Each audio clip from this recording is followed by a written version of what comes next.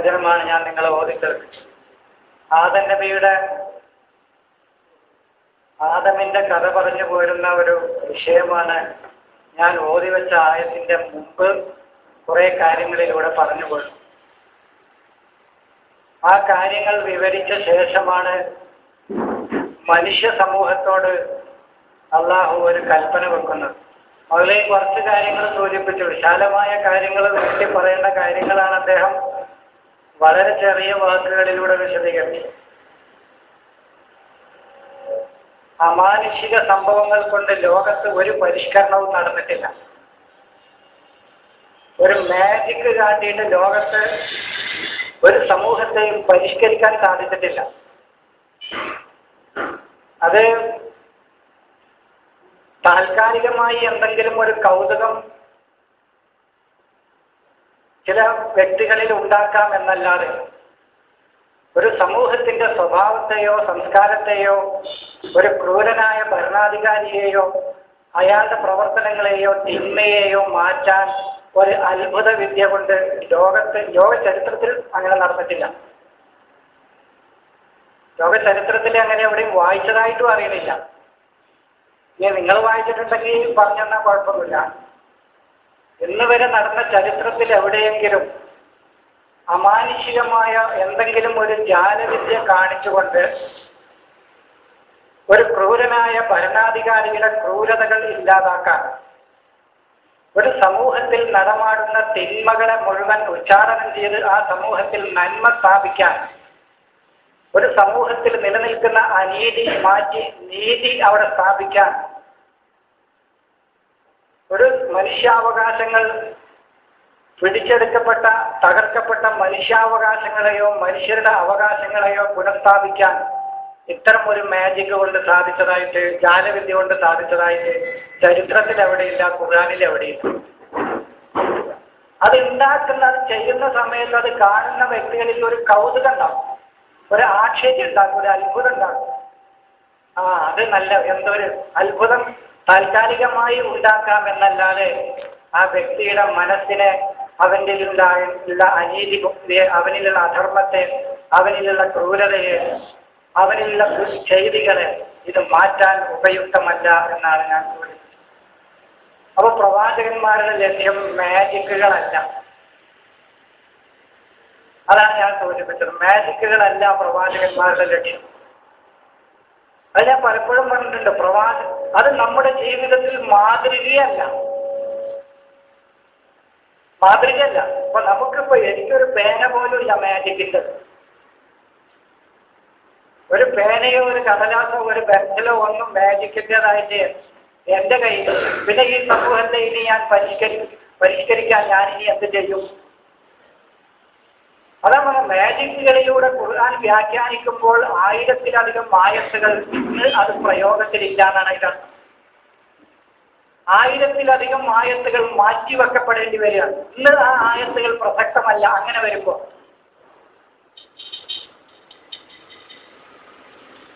കൊരങ്ങായ എന്ന് പറയുന്നത് ഇന്ന് സാധ്യമല്ല. അപ്പൊ മൂസാ നബിയുടെ കാലത്ത് മനുഷ്യര് കൊരങ്ങായി എന്ന് പറയും. ശനിയാഴ്ച മീൻ പിടിക്കാൻ പോയി സപ്പാത്തിന്റെ ദിനത്തിൽ. ഇന്നിപ്പോ ഈ ഡാർവിൻ സിദ്ധാന്തത്തിലെ കുരങ്ങിൽ നിന്നും മനുഷ്യനായ ചരിത്രം പറയണം. പക്ഷെ മനുഷ്യൻ കുരങ്ങായ ചരിത്രം ഈ പാരമ്പര്യ മതത്തിൽ മാത്രമേ ഉള്ളൂ. ഖുർആനിലല്ല, പാരമ്പര്യ മതത്തിൽ. ഡാർവിൻ സിദ്ധാന്തത്തില് മാറ്റങ്ങളിലൂടെ കുരങ്ങ് മനുഷ്യനായി എന്ന് പറയുന്നുണ്ട്. പക്ഷെ മനുഷ്യൻ കുരങ്ങായ കഥ ഈ സാമ്പ്രദായിക മതങ്ങളിലും മതപുരോഹിതന്മാരുടെയും വിശദീകരണങ്ങളിൽ മാത്രമേ കണ്ടിട്ടുള്ളൂ. ഖുർആനിലില്ല. ഞമ്മളും കൂണു അവര് എഴുത്തതും സബത്തി കൊല്ലാലഹും കൂനു കിർദത്തൻ ഹാസിഹീൻ എന്ന് പറഞ്ഞു. അവരിൽ അലസമായിരുന്നു. അലസതയുടെ ദിനമായി. ഇവര് വേറെന്താ ഇതിനാണ് സബത്തിന് വേറെ അർത്ഥം പറയുന്നത്. സബത്ത് എന്ന് പറഞ്ഞാൽ അലസമായിട്ട് ദൈവികമായ വിധിവിലക്കുകളെ ധിക്കരിച്ചുകൊണ്ട് അലസമായി പ്രവർത്തന രംഗത്തുനിന്ന് വിമുഖരായി ഇരിക്കുക എന്നാണ്. അങ്ങനെ ഇരിക്കുന്ന ദിനം എന്നാണ് അതിന്റെ അർത്ഥം. അങ്ങനെ ദൈവിക വിധിവിലക്കുകളെ ധിക്കരിച്ചപ്പോൾ നിങ്ങൾ നിന്ദ്യരായ, ചിലർ നികൃഷ്ടരായ കുരങ്ങുകളായിക്കോളുന്ന ചില ആ പരിഭാഷകൾ എഴുതിക്കണം. ചില പരിഭാഷകൾ എഴുതിക്കണം നിന്ദ്യരായ കുരങ്ങായിക്കോളുന്ന എഴുതിക്കണം. ഞാൻ ചോദിച്ചു ഉത്കൃഷ്ടരായ കുരങ്ങ് മറ്റവരുണ്ടോ? നികൃഷ്ടരായ കുരങ്ങ്, നിന്ദ്യരായ കുരങ്ങായിക്കോളെന്ന് ചോദിച്ചപ്പോൾ ഞാൻ ചോദിച്ചു ബഹുമാന്യരായ കുരങ്ങുകൾ വല്ലവരുണ്ടോ? അപ്പൊ ഇതിന്റെ നേരെ വിപരീത, കുരങ്ങന്മാരിൽ ബഹുമാന്യരുണ്ടോ? താണിശ്ശേരി എഴുതിക്കണം നികൃഷ്ടരായ കുരങ്ങായിക്കോളെന്നാണ്. അപ്പൊ ഞാൻ ചോദിച്ചു ഉത്കൃഷ്ടരായ കുരങ്ങുകളുമല്ല ആളുകളുണ്ട്. മനുഷ്യരാണത്, മനുഷ്യന്റെ സ്വഭാവമാണത്. പച്ചയായിട്ട് പറഞ്ഞാൽ കുറച്ച് അതിൽ കവിഞ്ഞ പറച്ചിലാവും, എന്നാലും പറയാതിരിക്കാൻ വയ്യ. സത്യത്തിൽ പറഞ്ഞാൽ ഇവിടുത്തെ പുരോഹിതന്മാരാണ് അത്.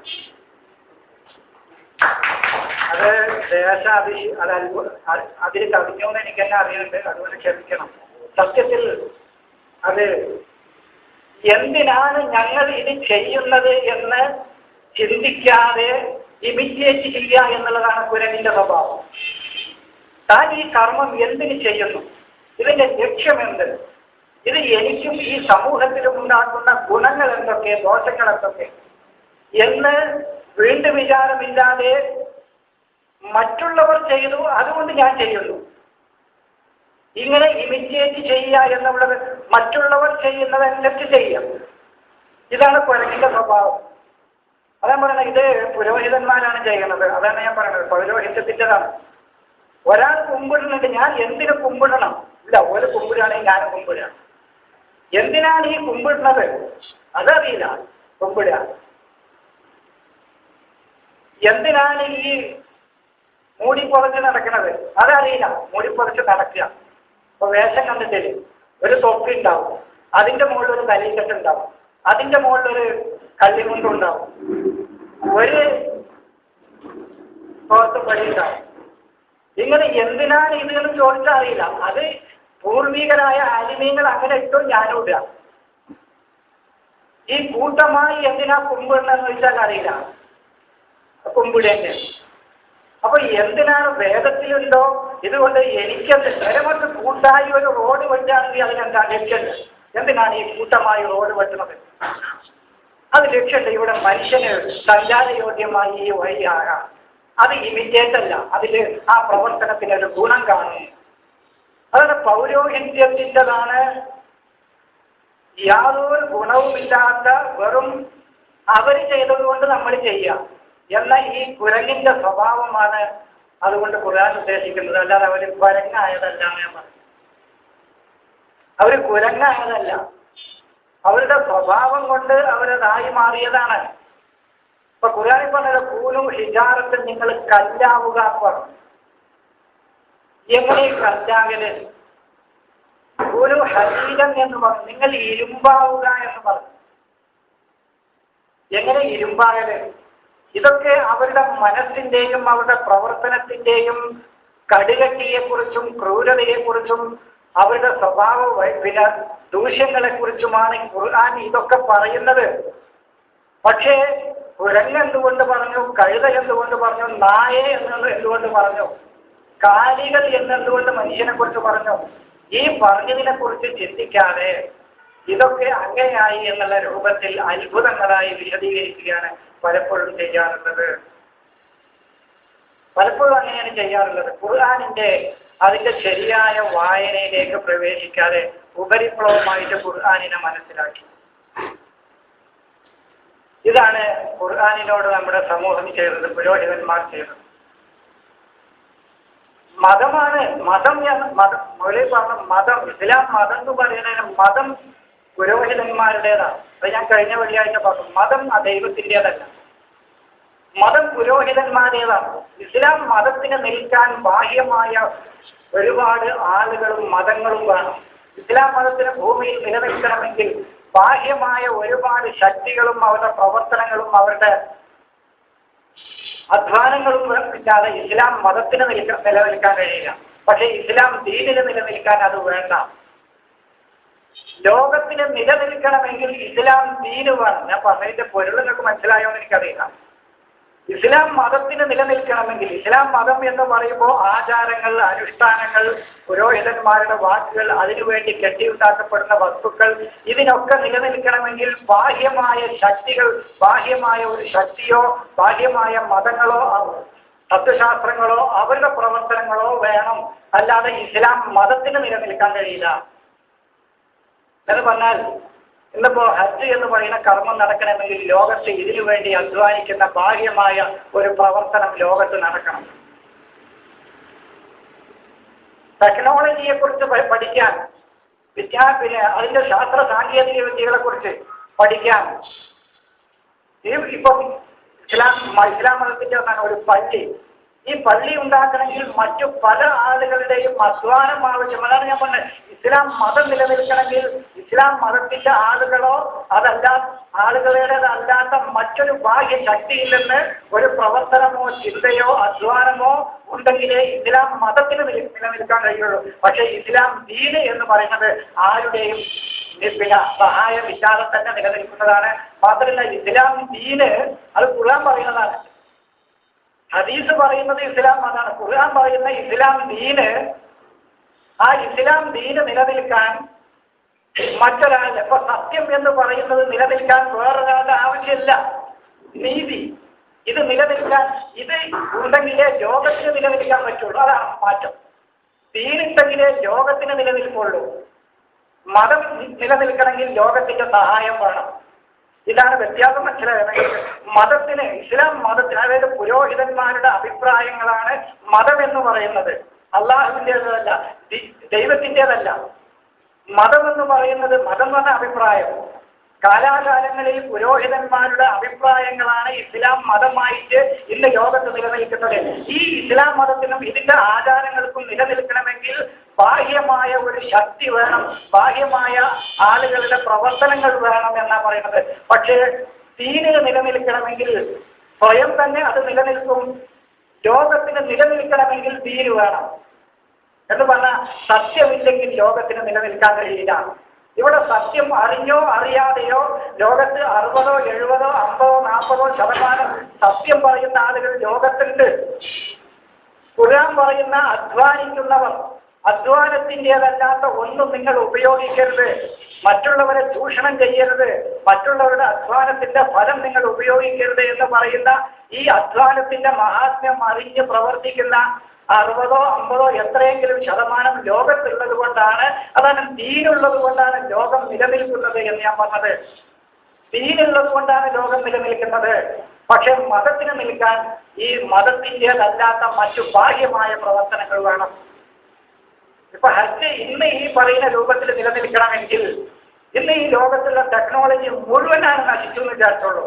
ഇത് മതത്തിന്റെ പുറത്തുനിന്ന് വന്നതാണ്.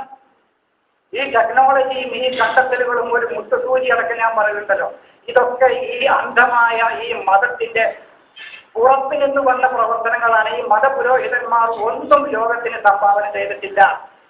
ഞാൻ പറഞ്ഞ ഒരു തട്ടിപ്പുകാരൻ വരെ, ഞാൻ നിങ്ങളെ തട്ടിപ്പ് നടത്തുകയാണെങ്കിൽ വ്യാജമായ എന്തെങ്കിലും ഒരു വസ്തു തന്നിട്ടാ ഞാൻ ഒരു തട്ടിപ്പുകാരൻ വരെ ഉപഭോക്താവിന് എന്തെങ്കിലും കേട് വന്നതെങ്കിലും വികൃതമായതെങ്കിലും എന്തെങ്കിലും കൊടുക്കും എന്നാ പറയണത്. പക്ഷെ മതപുരോഹിതന്മാർ മനുഷ്യരാശിക്ക് ഒന്നും കൊടുക്കാതെയാണ്, മതപുരോഹിതന്മാർ മനുഷ്യ സമൂഹത്തിനും ഒന്നും കൊടുക്കാതെയാണ് അവർ മുഴുവൻ ഈ സമൂഹത്തിന്റെ നീര് ഊറ്റി കുടിക്കുന്നത്, അവരുടെ അധ്വാനത്തിന്റെ ഫലം ഊറ്റി കുടിക്കുന്നത്. ഇതാണ് മതപുരോഹിതന്മാർ. ഒരു തട്ടിപ്പുകാരന്റെ പിന്നെ പ്രവർത്തനം പോലും, നന്മ പോലും പുരോഹിതൻ കാണുന്നില്ല എന്നാണ് ഞാൻ പറയുന്നത്. പുരോഹിതൻ ഈ ലോകത്തിന് എന്താ കൊടുക്കുന്നത്? വെറുതെ പ്രത്യാശകൾ കൊടുക്കാനല്ലാതെ, പ്രത്യാശകൾ കൊടുക്കാൻ, അതൊക്കെ അത് കിട്ടും, ഇത് കിട്ടും, അവിടെ അത് കിട്ടാനുണ്ട്, ഇവിടെ ഇത് കിട്ടാനുണ്ട്, അവിടെ ഹൂറുലീങ്ങളാണെങ്കിൽ തയ്യാറായിരിക്കുന്നുണ്ട്, മറ്റത് തയ്യാറായിരിക്കുന്നുണ്ട്, കള്ള് തയ്യാറായിരിക്കുന്നുണ്ട്, അതുകൊണ്ട് നീ നിനക്കുള്ള അധ്വാനങ്ങളൊക്കെ നീ വന്ന് പള്ളിയിലും അതുപോലെയുള്ള ആരാധനകൾക്ക് നീ ചിലവഴിക്കുക എന്ന് പറയുന്ന ഈ പ്രത്യാശകളല്ലാതെ ലോകത്തിന് ഗുണകരമായി പുരോഹിതന്മാർ എന്താണ് കൊടുക്കുന്നത്? അപ്പൊ ലോകത്തിന് പൗരോഹിത്യം, ഈ മതം എന്ന് പറയുന്നത് ദീനല്ലട്ടോ, മതം എന്ന് പറയുന്നത് ലോകത്തിന് ഒന്നും കൊടുത്തിട്ടില്ല. ലോകത്തിന് ഗുണകരമായ ഒരു വസ്തുവും ഈ മതം ലോകത്തിന് കൊടുത്തിട്ടില്ല. കൊടുത്തിട്ടുണ്ടെങ്കിൽ നിങ്ങൾ പറയാം, എനിക്കറിയില്ല എന്താ കൊടുത്തത്. ഇന്ന് ഈ ഇസ്ലാമിന്റെ ഈ ബൈ പ്രൊഡക്റ്റുകളൊക്കെ ഇതിപ്പോ നമ്മൾ ഈ കാണുന്ന ചില സമ്പന്നര് അവരുടെ പ്രവർത്തനങ്ങളൊക്കെ ഈ നിർമ്മതരും ജൂതന്മാരും ക്രിസ്ത്യാനികളും കണ്ടെത്തിയതിന്റെ ബൈ പ്രൊഡക്റ്റാണ് ഇവര്. അപ്പൊ നമ്മുടെ ഇന്ന സമ്പന്നനുണ്ടല്ലോ, ആ സമ്പന്നനുണ്ടല്ലോ, മറ്റേ സമ്പന്നനുണ്ടല്ലോ, അയാളുണ്ടല്ലോ എന്ന് ഈ ചൂണ്ടിക്കാണിക്കുന്ന മുസ്ലിങ്ങളിൽ ഈ ചൂണ്ടിക്കാണിക്കപ്പെടുന്നവർ വരെ യൂറോപ്പും അമേരിക്കയും നിർമ്മതനും വിമതനും നിരീശ്വരവാദിയും ഒക്കെ കണ്ടെത്തിയതിന്റെ ആ റിസൾട്ട് ഉപയോഗിച്ച് അതിൽ നിന്ന് ലോകത്തുണ്ടാക്കിയ സാമ്പത്തിക പുരോഗതിയുടെ ബൈ പ്രൊഡക്റ്റാണ് ഇവരിൽ. അതും ഈ പൗരസംസ്കാരത്തിന്റെ ബൈ പ്രൊഡക്റ്റ് അല്ല, അനുഷ്ഠാനങ്ങളുടെ ബൈ പ്രൊഡക്റ്റ് അല്ല, ആരാധനകളുടെ ബൈ പ്രൊഡക്റ്റ് അല്ല, അതിന്റെ പ്രത്യുൽപാദനമല്ല എന്നാണ് ഞാൻ പറയുന്നത്. ഇതൊക്കെ എന്നിട്ട് പേര് പറയും അബ്ദുറഹ്മാനാവും. ഞാൻ പറഞ്ഞു എഡിസനോടോ ന്യൂട്ടനോടോ ഐൻസ്റ്റീനോടോ ഉള്ള ഒരു കമ്മിറ്റ്മെന്റ് വരെ ഈ അനസിനോട് ചെയ്യേണ്ടതില്ലാണ് എന്റെ അഭിപ്രായം. അനസ് ലോകത്തിന് എന്താ കൊടുത്തത്? ഈ ഒട്ടകത്തിന്റെ മൂത്രം കുപ്പിയിലിരുത്ത് കുടിക്കാൻ പറഞ്ഞ അങ്ങനത്തെ വികൃതമായ ഹദീസുകൾ ലോകത്തിന് സമ്മാനിച്ചു എന്നല്ലാതെ ലോകത്തിന് ഗുണകരമായി അനസ് എടുത്തു കൊടുത്തു. അനസിന്റെ ഒരു ഹദീസാണത്. ഒട്ടകമൂത്രം മനുഷ്യന് ഔഷധമാണ്. അതുകൊണ്ട് ഈ ഒട്ടകത്തിന്റെ പിന്നാലെ ഒരു കുപ്പി എടുത്തിട്ട് അറബികൾ നടക്കുക. ഫേസ്ബുക്കിൽ ചിത്രമുണ്ട്. അറബികൾ ഇങ്ങനെ ഒട്ടകത്തിന്റെ പിന്നാലെ എപ്പോഴാ മൂത്രമില്ല ഫ്രഷ് എടുക്കാൻ വേണ്ടി കൊണ്ടിരിക്കുന്ന വീടിൽ. ഇതാണ് അനസിന്റെ ഹദീസ്. അനസ് പറയാനല്ലാതെ ലോകത്തിന് എന്ത് കൊടുത്തു? ഒരു എഡിസനോടുള്ള കമ്മിറ്റ്മെന്റ്, ഒരു റൈറ്റ് സഹോദരനോടുള്ള കമ്മിറ്റ്മെന്റ്, ഒരു ഐൻസ്റ്റീനോടുള്ള കമ്മിറ്റ്മെന്റ്, ഒരു ന്യൂട്ടനോടുള്ള കമ്മിറ്റ്മെന്റ്, ഇങ്ങനെ ലോകത്തിന് ഇന്നും അവർ രാവും പകലും ഇന്ന് ചിന്തിക്കാം. ഈ പുരോഹിതന്മാരെന്താ ചെയ്യുന്നത്? ഇപ്പോഴും ജിന്നുണ്ടോ, ശൈത്താനുണ്ടോ, ഇബിലീസുണ്ടോ, അത് എവിടെ ഉണ്ടോ എന്നാണ് ഇവിടെയൊക്കെ തർക്കിച്ചുകൊണ്ടിരിക്കുന്നത്. അവർ രാപ്പകലിരുന്ന് ആലോചിക്കുക ലോകത്തിന് ഗുണകരമായിട്ട് എന്തുണ്ട്. ചോറി കുത്തി നടന്നിരുന്ന സമൂഹമാണ് ഇവിടെ. ചോറി പിടിച്ചിട്ട് ഈ മുസ്ലിം സമൂഹം ചോറി പിടിച്ചിട്ട് മാന്തി നടന്നിരുന്ന ഒരു സമൂഹമാണ്. ആ സമൂഹത്തെ ചൊറി മാറ്റി കൊടുത്തു ഇവര്.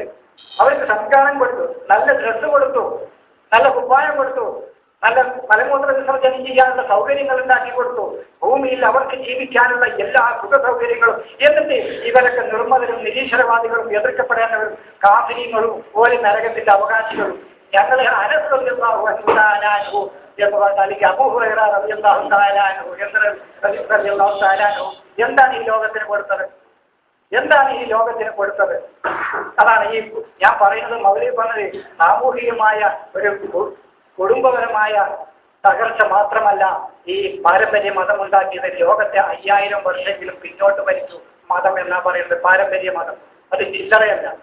ഒരു സമൂഹത്തിന്റെ സാംസ്കാരികമായ പുരോഗതി. ഇത് ഞാൻ ഈ പറയുന്ന 2-3 റക്അത്തുകൾ കുമ്പിടുക നീരി അതിനെ കുറിച്ചുള്ള തർക്കത്തെ കുറിച്ചെല്ലാം പറയും.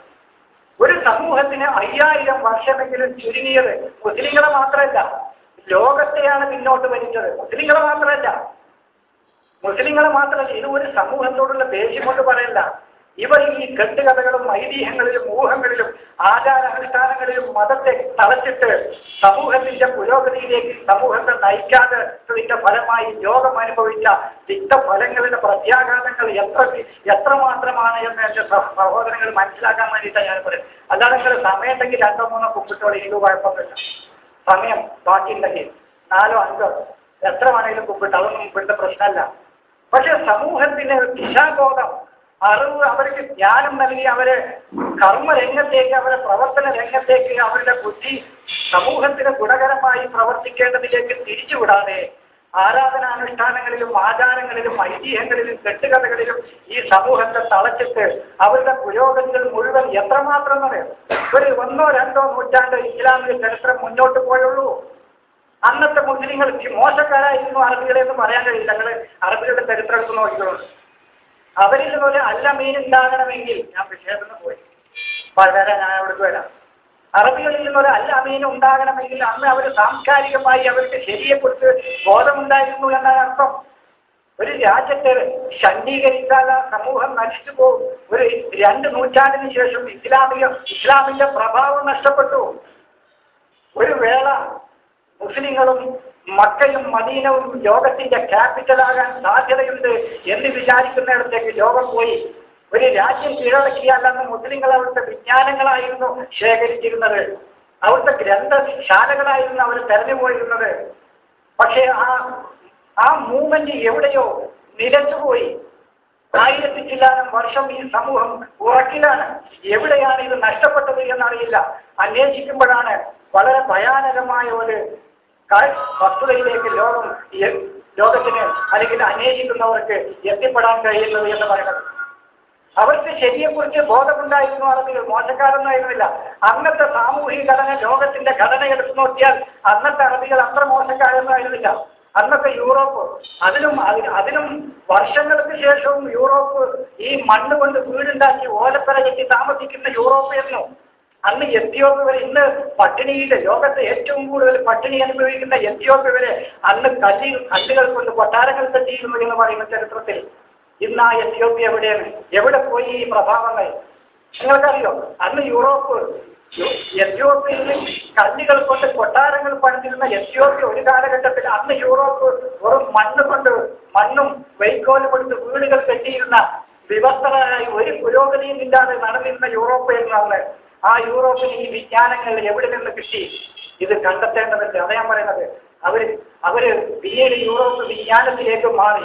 അവര് അറിവുകൾ എവിടെ നിന്ന് കിട്ടുന്നുവോ ആ അറിവുകൾ ആർജിക്കാനും അത് ശേഖരിക്കാനും അത് തങ്ങളുടെ ഭൗതിക പുരോഗതിക്ക് ഉപയോഗിക്കാനും അവർ തുടങ്ങി. ഇത് മുസ്ലിങ്ങളുടെ വിജ്ഞാനങ്ങൾ മുഴുവൻ നഷ്ടപ്പെട്ടു. ഇത് എവിടെ നിന്നാണ് ഈ മാറ്റം ഉണ്ടായത് എന്ന് കണ്ടെത്തേണ്ടതില്ല. ഇതാ ഞാൻ പറയുന്നത്. മുസ്ലിങ്ങളോടുള്ള ഏതെങ്കിലും ആചാരാനുഷ്ഠാനങ്ങൾ ഈ സമൂഹം ചെയ്താൽ നമുക്ക് എന്തെങ്കിലും നഷ്ടം വരുമെന്നുള്ളതുകൊണ്ടല്ല ഈ പറയുന്നത്. മുസ്ലിങ്ങൾ വിജ്ഞാനത്തിലേക്ക് തിരിച്ചു പോകണം, കർമ്മരംഗത്തേക്ക് തിരിച്ചു പോകണം. അവരുടെ പുരോഗതി എവിടെയാണ് അതിന് തടസ്സമായി നിൽക്കുന്നത് എന്ന് മനസ്സിലാക്കിക്കൊണ്ട് അത് അവർ കണ്ടെത്തി അവിടേക്ക് തിരിച്ചു വരണം. എങ്കിലേ അത് മുസ്ലിങ്ങൾക്ക് മാത്രം ഗുണം കിട്ടാൻ വേണ്ടിയിട്ടല്ല, മനുഷ്യ സമൂഹത്തിന് ഗുണം കിട്ടാനാണ്. അപ്പൊ നമ്മുടെ വീട്ടിലുണ്ടായിരുന്ന ഒരു റേഡിയോ, എന്റെ വീട്ടിൽ നന്നായി പാടിയിരുന്ന ഒരു ടൈപ്പ് റെക്കോർഡ് ഒരു ദിവസം എന്റെ അയലോക്കത്തിന് നന്നായിട്ട് പാടണം. അപ്പൊ അന്വേഷിക്കണ്ടേ അവിടെ പാട്ട് എവിടുന്ന് വന്നു? അന്വേഷിക്കണ്ടേ? നമ്മൾ ഇവിടെ കാണാനുമില്ല. അന്വേഷിക്കണ്ടേ അയലോക്കത്ത് എന്താണ് ഇത്ര നന്നായി അവിടുത്തെ മ്യൂസിക് പാട്ട് ഇങ്ങനെ കേൾക്കുന്നുണ്ട്? നമ്മളെ വീട്ടിലുണ്ടായിരുന്ന പാട്ട് കാണാനുമില്ല. അന്വേഷിക്കണ്ടേ? അതാണ് പറയുന്നത്. വിജ്ഞാനം എവിടെ നഷ്ടപ്പെട്ടു? എവിടെയാണ് ഈ വിജ്ഞാനത്തിനുള്ള ഈ അഭിവാഞ്ച, ഈ ആഗ്രഹം, ഈ അന്വേഷണ മനസ്സിൽ മുസ്ലിങ്ങളെ നഷ്ടപ്പെടുകയും ഈ ആചാരാനുഷ്ഠാനങ്ങൾ ഈ സമൂഹത്തെ കെട്ടിയിടാനുണ്ടായ ഈ പ്രേരക ശക്തികൾ ആരൊക്കെയായിരുന്നു? മുസ്ലിം ലോകത്തിന്റെ തന്നെ കേന്ദ്രം ഇസ്ലാമും മുസ്ലിങ്ങളുമായേക്കുമെന്ന് സംശയിക്കാവുന്ന നിലക്ക് ഈ മുസ്ലിങ്ങൾ മുന്നോട്ട് പോയത്. അതാണല്ലോ ഇസ്ലാം വരുന്നതിന് മുമ്പ് വരെ ഖദീജ ആ രാജ്യത്ത് തിളങ്ങി നിന്നിരുന്ന വനിതയാണ്. ഖദീജ ഇസ്ലാം വന്നു. ഇസ്ലാമിന്റെ ചരിത്രം എഴുതിയപ്പോൾ ഇസ്ലാമിന്റെ ചരിത്രത്തിന് ശേഷം ഒരു പെണ്ണും ലോകത്ത് കാണാനില്ല. എവിടെ ഒരു പെണ്ണുള്ളത്? ഇസ്ലാമിന്റെ ചരിത്രത്തിൽ എവിടെ ഒരു പെണ്ണുള്ളത്? ഖദീജ ബിസിനസ് നടത്തിയിരുന്നെന്ന് ഇസ്ലാമിന്റെ മുമ്പുള്ള ചരിത്രത്തിലുണ്ട്. ആ രാജ്യത്തിന്റെ നായകത്വം വഹിച്ചിരുന്ന വനിതകളിൽ പ്രമുഖ സ്ഥാനം വഹിച്ചിരുന്ന വനിതയാണ് ഖദീജ എന്ന് ചരിത്രത്തിലുണ്ട്. പക്ഷേ ഇസ്ലാം എന്ന ലോകത്തൊരു പെണ്ണിന്റെ സാന്നിധ്യം കാണാനില്ല. എവിടെ പോയി ഈ പെണ്ണിന്റെ സാന്നിധ്യം ഇസ്ലാമിക ചരിത്രത്തില്? ജബൽ യുദ്ധത്തിൽ ഒട്ടകപ്പുറത്ത് കയറി ആയിഷ എന്ന് പറയുന്ന ഒരു ചരിത്രം മാത്രമേ ചരിത്രത്തിൽ പെണ്ണിന്റെ സാന്നിധ്യം കാണുള്ളൂ. ആകെയുള്ള ചരിത്രം അതേ ഉള്ളൂ. ബാക്കി അവരെ വീട്ടിന്റെ ഉള്ളിൽ പിന്നെ അടക്കിയിരിക്കണം എന്നുള്ള ഈ ചരിത്രമാണ് ലോകം കാണുന്നത്. അപ്പൊ ഇതൊക്കെ എവിടെ നിന്ന് മാറ്റിമറിക്കപ്പെട്ടു? ഇതാണ് ഖുർആൻ കൈവിട്ടതാണ് മുസ്ലിം ലോകത്തിന് പറ്റിയത്. ആചാരങ്ങളിലും ഐതിഹ്യങ്ങളിലും കെട്ടുകഥകളിലും ജൂത ക്രൈസ്തവ കഥകളും ഇസ്ലാമിന്റെ കഥകളായിട്ട് അവതരിപ്പിക്കപ്പെട്ടു. പ്രവാചകനെ നിന്ദ്യനും നികൃഷ്ടനും നീചനുമായിട്ട് ചിത്രീകരിക്കപ്പെട്ടു. മുസ്ലിങ്ങളുടെ കർമ്മം എന്ന് പറയുന്നത് കേവലം ആചാരാനുഷ്ഠാനങ്ങളിൽ ഒതുക്കപ്പെട്ടു. ഇതാണ് എനിക്ക് പറയാനുള്ളത്. അതുകൊണ്ട് ഖുർആനിലേക്ക് ഈ സമൂഹത്തെ തിരിച്ചു കൊണ്ടുപോകാതെ രക്ഷയില്ല. അതാണ് ഇപ്പൊ ക്രൂരം ഒരു മൃഗത്തെ വരെ കൊല്ലുകയാണെങ്കിൽ അതിന് വേദനിക്കാതെ കൊല്ലാനാണ് ശ്രമിക്കുന്നത്. പക്ഷെ ഒരു മനുഷ്യൻ ഒരു തെറ്റ് ചെയ്തതിന്റെ പേരിൽ കുഴിയിൽ ഇറക്കി നിർത്തി, കഴുത്ത് വരെ കുഴിയിൽ ഇറക്കി നിർത്തി 4 ഭാഗവും ഉരുളങ്കല്ലെടുത്ത് എറിഞ്ഞു കൊല്ലുന്ന ഈ സാംസ്കാരികമായ അധപ്പതനം ലോകത്തുനിന്ന് മുസ്ലിങ്ങളെ ഉള്ളൂ. ഇതിനേക്കാൾ സാംസ്കാരികമായി അധപ്പതനത്തിൽ കഴിഞ്ഞിരുന്ന സമൂഹങ്ങൾ മാറ്റങ്ങൾക്ക് വിധേയമായി. ദേവദാസി സമ്പ്രദായം ഇന്ത്യയിലുണ്ടായിരുന്നതാ, സതി ഇന്ത്യയിലുണ്ടായിരുന്നതാ. ഇതിനേക്കാൾ ക്രൂരമായ ആചാരങ്ങളും അനുഷ്ഠാനങ്ങളും വിശ്വാസങ്ങളും കർമ്മങ്ങളും നിലനിന്നിരുന്ന സമൂഹങ്ങൾ, ഉന്നതന്മാര് തുണിയെടുക്കാത്ത സമൂഹങ്ങൾ എന്നുപോലെ ഒരു 50 കൊല്ലം മുമ്പ് കേരളത്തിലെവിടെ തുണി മാറുമറിഞ്ഞിരുന്ന പെണ്ണുങ്ങളായ എവിടെ? അപ്പൊ സമൂഹങ്ങൾ സംസ്കാരത്തിലേക്ക് മാറിക്കൊണ്ടിരിക്കുന്നു, സാംസ്കാരികമായി അവർ ഉയർന്നുകൊണ്ടിരിക്കുന്നു. പക്ഷേ മുസ്ലിങ്ങൾ ഇന്നും അവിടെ തന്നെയാണ്. നിങ്ങൾ യൂട്യൂബിലൊക്കെ കണ്ടുള്ളൂ, 4 ഭാഗവും കുഴിയിൽ ഇറക്കി നിർത്തി 4 ഭാഗവും ഉരുളം കല്ലെടുത്ത് തലക്ക് എറിഞ്ഞുകൊള്ളുന്ന ഈ സാംസ്കാരികമായ വളരെ പ്രാകൃതമായ ഈ ശിക്ഷാരീതികൾ ഇന്നും ഈ മുസ്ലിം ലോകത്ത് മാത്രമേ ഉള്ളൂ, ഇസ്ലാമിൽ മാത്രമേ ഉള്ളൂ. ഖുർആനിൽ പറയുന്ന ഈ റജ്മ് എന്ന് പറയുന്നത് തന്നെ മുശ്രിക്കീങ്ങളും കാഫിരീങ്ങളും പറഞ്ഞ ശിക്ഷാരീതിയാ. ഖുർആനിൽ ഒരിക്കലും മുസ്ലിങ്ങളുടെ ശിക്ഷാരീതിയായിട്ട് ഈ വാക്ക് ഉപയോഗിച്ചിട്ടേ ഇല്ല. ഇബ്രാഹിം നബിയോട് വാപ്പയാണ് പറഞ്ഞത്, ആർക്കുമന്നക്ക നിന്നെ ഞാൻ റജ്മ് ചെയ്യുമെന്ന്. മുശ്രിക്കാ പറയുന്നത്. അസ്ഹാബുൽ കഹ്ഫിനോട് പറയുന്നത് ലർജുമന്നക്ക എന്ന് പറയുന്ന അവിടുത്തെ മുശ്രിക്കീങ്ങളാ. ഖുർആനിൽ നിങ്ങൾ റജ്മ് പറഞ്ഞ ആയത്തൊക്കെ പരിശോധിച്ച് നോക്കൂ. കാഫിരീങ്ങളും മുശ്രിക്കീങ്ങളോ പറയുന്നത്. മുസ്ലിങ്ങൾ എവിടെയും എറിഞ്ഞു കൊല്ലുക എന്ന് പറയുന്ന ശിക്ഷ പറയുന്നില്ല. എറിഞ്ഞു കൊല്ലലാണെങ്കിൽ അതറിയോ എവിടെ ഇല്ല. നിങ്ങൾ റജ്മ് എന്ന് പറഞ്ഞ ഖുർആനിൽ വന്ന ആയത്തൊക്കെ പരിശോധിച്ചു. അത് ആരാ പറയുന്നത്? ഒക്കെ മുശ്രിക്കീങ്ങളും കാഫിരീങ്ങളുമാണ്. ഈ ശിക്ഷാരീതി എങ്ങനെ മുസ്ലിങ്ങളിലേക്ക് കടന്നുകൂടി എന്നതുപോലെ തന്നെ ദീനിനെ ദീനിൽ നിന്ന് മാറിയവനെ കൊല്ലണം എന്നുള്ളത് ഫിറൗനാ പറഞ്ഞത്. ഫറോവയുടെ വാദാണത്. സാഖത്തുൽ മൂസ കാല ഫിറൗൻ പറഞ്ഞു സാഖത്തുൽ മൂസ, മൂസയെ ഞാൻ കൊല്ലും. അവൻ ചെയ്ത കുറ്റത്താണ് ആ യുഗത്തിന്റെ ദീനത്തും നിങ്ങളുടെ ദീനിനെ ബദലാക്കിയിട്ടുണ്ട്, പകരമാക്കിയിട്ടുണ്ട്. അവൻ ദീനിനെ അവൻ മാറ്റിമറിച്ചിട്ടുണ്ട്. ഇത് ആര് പറഞ്ഞുകൊണ്ടാ പിന്നെ ഹദീസിൽ കാണുന്നത്? മൻ യുഗത്തിലു ദീനക്കും ഫഖ്തുലൂഹു എന്ന് ബുഖാരി മുസ്ലിമില്ല. പിന്നെ ആ ഹദീസ് കാണുന്നത് മൻ യുഗത്തിലു ദീനക്കും, നിങ്ങളുടെ ദീൻ ആരെങ്കിലും മാറ്റിമറിച്ചാൽ ഫഖ്തുലൂഹു, അവനെ നിങ്ങൾ കൊന്നു കളയണം എന്നും ഖാല റസൂലുള്ളാഹി, അള്ളാന്റെ റസൂൽ പറഞ്ഞു എന്ന് ബുഖാരി മുസ്ലിമില്ല. അപ്പൊ ഫിറൗനിനോടാണ് റസൂലിനെ ഉപമിച്ചത്. ആര്? അപ്പൊ അതാ പറഞ്ഞത്, നിങ്ങൾ ഈ ഹദീസ് ഇത് നമ്മൾ നിസ്സാരമായി കാണേണ്ടതല്ല. ഇത് ഈ തിരിച്ചുവിടൽ, ഖുർആനിൽ നിന്ന് മാനവരാശിയെ തിരിച്ചുവിടൽ, അതും ആസൂത്രിതമായി, വളരെ ആസൂത്രിതമായി. എന്നാൽ കുറേയൊക്കെ അറിവില്ലായ്മയുടെ പേരിലും സംഭവിച്ച ഈ മാറ്റം ഈ ഖുർആനിലേക്ക് മുസ്ലിം സമൂഹത്തെ തിരിച്ചുവിടണമെന്ന് പറയുമ്പോൾ ഒരു ഖുർആൻ സുന്നത്ത് സൊസൈറ്റി വിജയിക്കാനോ അല്ലെങ്കിൽ ഇവിടുത്തെ 4 ആള് വിജയിക്കാനോ പരാജയപ്പെടാനോ അല്ല പറയുന്നത്. ലോകത്തിന്റെ നന്മക്ക് വേണ്ടിയിട്ടാണ്. ലോകം ഈ നഷ്ടപ്പെട്ട വർഷങ്ങൾ ഇനിയെങ്കിലും അവർക്ക് തിരിച്ചു കിട്ടണമെങ്കിൽ ഇത് ഒരു ചേകന്നൂർ മൗലവിയുടെയോ ഇവിടുത്തെ ഖുർആൻ സുന്നത്ത് സൊസൈറ്റിക്കാരായ 4 ആളുകളുടെയോ ആവശ്യമല്ലത്. ഇത് ലോകത്തിന്റെ ആവശ്യമാണ്. അതാ ഞാൻ പറയണത്. ഇത് ലോകത്തിന്റെ ആവശ്യമാണ്. ലോകം ഇനിയും ഇത് തിരിച്ചറിഞ്ഞിട്ടില്ലെങ്കിൽ ലോകത്തിന് ഇനി നഷ്ടപ്പെടാനുള്ളത് 5000 വർഷമല്ല, 50,000 വർഷം ലോകത്തിന്റെ പുരോഗതി പിന്നോട്ട് വലിക്കും. അത് ഏതൊക്കെ മേഖലയിലാണെന്ന് പറഞ്ഞാൽ ഇപ്പൊ 4 വിവാഹം കഴിക്കാമെന്നതിന് ഒരു സമൂഹത്തിന്റെ സാമൂഹികമായ അവസ്ഥ എത്രമാത്രം പിന്നോട്ട് വലിക്കുന്നതറിയും. ഒരു സമൂഹത്തിന്റെ സാമൂഹികമായ അവസ്ഥ പറയുമ്പോൾ 4 പെണ്ണുകൾ എന്താ അത്ര കുഴപ്പമില്ല. അതിന്റെ പ്രത്യേകത നിങ്ങൾക്ക് പെട്ടെന്ന് തോന്നുന്നുണ്ട് ഒരാൾ 4 പെണ്ണെത്തിയാൽ എന്താണ്. പക്ഷെ അതിന്റെ സാമൂഹികമായ വിപത്ത് അത് നിസ്സാര തോന്നുക. ഇങ്ങനെ ഓരോ ആരാധനാ കർമ്മങ്ങളും എന്താ ആളെ എറിഞ്ഞു പറഞ്ഞാലില്ല. പക്ഷെ അത് ഉണ്ടാക്കുന്ന സാമൂഹികമായ വിപത്ത് എന്താ 5 നേരം പോയി പള്ളിയിൽ നിസ്കരിച്ചപ്പോൾ എന്താ കുഴപ്പമില്ല. പക്ഷെ അത് കുഴപ്പമൊന്നുമില്ല. അതിപ്പോ ട്രെയിനിൽ വരുമ്പോണ്ട് ഒരു മോചേരിട്ട് ഇവിടെ തച്ചിട്ട് നിസ്കരിക്കണം, കുഴപ്പമൊന്നുമില്ല. അയാൾ ഒറ്റക്കാണെങ്കിൽ കുഴപ്പമൊന്നുമില്ല. പക്ഷെ ആ ട്രെയിനിലെ എല്ലാവരും അങ്ങനെ നിസ്കരിക്കാതെ ട്രെയിൻ അവിടെ തപ്പിക്കും. ട്രെയിൻ അവിടെ സ്റ്റോപ്പ് ചെയ്യണം. അങ്ങനെ ലോകത്തുള്ള ട്രെയിനൊക്കെ സ്റ്റോപ്പ് ചെയ്ത് 5ാമത്തെ വക്കത്താവുമ്പോഴത്തേനും ലോകം സ്തംഭിക്കും. കുഴപ്പമൊന്നുമില്ല. 1ാമത്തെ വക്കത്തിന് ട്രെയിനുകൾ സ്തംഭിക്കും. അങ്ങനെ ലോകത്തുള്ള മുഴുവൻ ആളുകളും 5 നേരം അങ്ങനെ സമയത്ത് നിസ്കരിക്കാൻ നിന്നാൽ ലോകം അവിടെ സ്തംഭിക്കും. ലോകം നിശ്ചലാവസ്ഥയിലാവും. ലോകം ഇനി ഒരു 50,000 കൊല്ലം പിന്നോട്ട് പോകും. പ്രശ്നമൊന്നുമില്ല. അത് എന്താ സാമൂഹികമായി എന്താ വിപത്തുണ്ടാക്കുന്ന നിങ്ങൾ ചോദിക്കുന്നത്? അത് ചിന്തിക്കുമ്പോഴേ അതിന്റെ പ്രത്യാഘാതം അറിയുള്ളൂ. ഒരു മോചിയത്തിന് നിസ്കരിക്കാം, കുഴപ്പമില്ല. ഒരു മോചിയർക്ക് കണ്ണെടുത്ത് സുഖാനന്ദ. പക്ഷെ ഡ്രൈവർ സ്റ്റിയറിംഗ് വിട്ടിട്ട് സുഖാനന്ദ ബസ് ചെക്കായി ബസ് എവിടെ പോയി ഇടിക്കാനറിയില്ല. അത് പ്രായോഗികമായത് പറയൂ. ലോകത്തിന് മുഴുവൻ പ്രായോഗികമായത് പറയൂ. ഞാൻ പറഞ്ഞില്ല, മുഹമ്മദ് നബി ഉത്തര ധ്രുവ പ്രദേശങ്ങളിലാണെങ്കിൽ അവിടെ മുമ്പിൽ ടൈമം ചെയ്യാൻ പറയുകയാണെങ്കിൽ ഐസ് കട്ടയിൽ പോയി മുട്ടാനാ പറയാം. അത് ലോകത്തിന് പ്രായോഗികമാകുമെന്നാണ് ഞാൻ വിട്ടത്. ലോകത്തിന് അത് പ്രായോഗികം. ഉത്തര ധ്രുവ പ്രദേശങ്ങളിൽ ഐസ് കട്ടയാണ്. അവിടെ ടൈമം പറഞ്ഞത് ലോകത്തിന് പ്രായോഗികമാവില്ല. ലോകത്തിന് പ്രായോഗികമായ പൊതു തത്വം പറയൂ. ഉത്തരവിലും സ്പെയിനിൽ പോയി ഞാൻ കഴിഞ്ഞ വെള്ളിയാഴ്ച പറഞ്ഞു, സ്പെയിനിൽ പോയിരിക്കുന്ന സുനിത വില്യംസിന് 3 മാസം പോയിരിക്കുമ്പോഴും പ്രായോഗികമായ തയമ്പം പറയൂ നിങ്ങൾ. അവിടെ ഏത് മണ്ണ് തെരഞ്ഞിട്ടാ പോകുക? മരുഭൂമിയിൽ ഏത് മണ്ണ് തെരഞ്ഞിട്ടാ പോവുക? മണലാരണ്യത്തിൽ, രാജസ്ഥാൻ മണലാരണ്യത്തിൽ ഏത് മണ്ണ് തെരഞ്ഞിട്ടാ പോവുക? അപ്പൊ അതാ പറയുന്നത്. അപ്പൊ ലോകത്തുള്ള എല്ലാവർക്കും പ്രായോഗികമായ ഒരു പൊതു തത്വമാണ് ഈ ഖുർആന് പറയാനുള്ളത്.